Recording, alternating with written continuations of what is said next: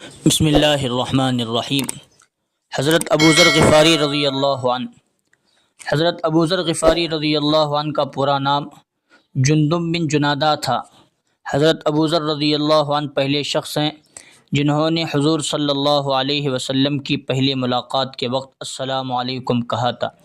حضور صلی اللہ علیہ وسلم نے جواب میں وعلیکم السلام ورحمۃ اللہ وبرکاتہ فرمایا۔ اس طرح سلام کرنے کا رواج شروع ہوا۔ حضرت ابو ذر غفاری رضی اللہ عنہ مکہ میں مسلمان ہوئے اور واپس آ کر اپنے گاؤں میں دعوت دینا شروع کیا۔ سب سے پہلے ان کے بھائی انیس غفاری رضی اللہ عنہ مسلمان ہوئے۔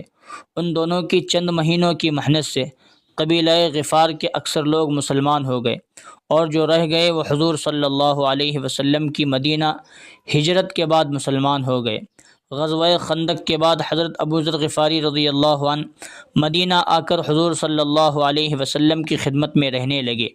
آپ صلی اللہ علیہ وسلم کے انتقال کے بعد ملک شام کے علاقے میں چلے گئے اور حضرت عمر رضی اللہ عنہ کے زمانے تک وہیں رہے۔ وہاں کے لوگوں کا دنیا کی طرف میلان دیکھ کر انہیں دنیا داری سے روکنے میں سختی کرنے لگے۔ حضرت عثمان غنی رضی اللہ عنہ نے اپنے زمانہ خلافت میں انہیں مدینہ بلا لیا، لیکن حضرت ابو ذر غفاری رضی اللہ عنہ یہاں بھی زیادہ دن نہ رہ سکے، اور حضرت عثمان رضی اللہ عنہ کے مشورے سے وہ ربضہ نامی دیہات میں چلے گئے اور وہیں سن 32 ہجری میں آپ کا انتقال ہوا۔